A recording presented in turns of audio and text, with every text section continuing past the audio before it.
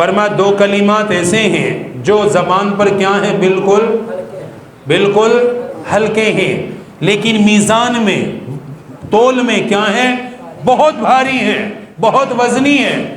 اور سب سے اہم بات، رحمان کو بڑے پسند ہے۔ اللہ رحمان کو بہت پسند ہے، تمہارے خالق کو بہت پسند ہے، تمہارے مالک کو بہت پسند ہے، تمہارے معبود کو بہت پسند ہے۔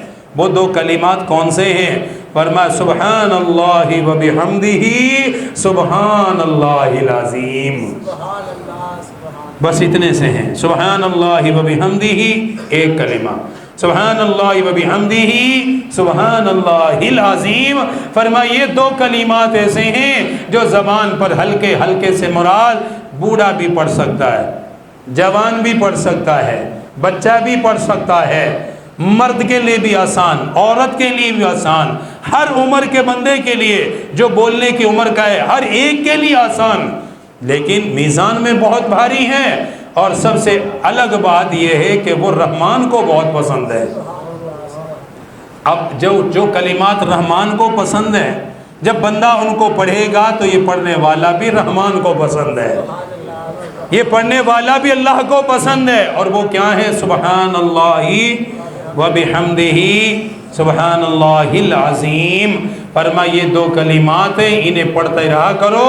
ان میں سے جو پہلا کلمہ وہ میں نے بتایا سبحان اللہ و بحمدہ، صرف یہ اگر 100 مرتبہ پڑھا جائے، چاہے سمندر کی جھاگ کے برابر گناہ ہو، اللہ مٹا دیتا ہے۔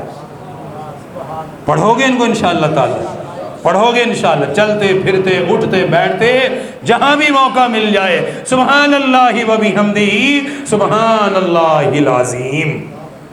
سمجھ لیں کہ ہم اپنے اعمال میں، ہم اپنے ترازو میں وہ کلمات جمع کر رہے ہیں جو بہت وزنی ہیں، جو بہت بھاری ہیں۔ اور قیامت کے دن جس کے نیکیوں کا پلڑا بھاری ہو گیا، سیدھا جنت میں چلا گیا۔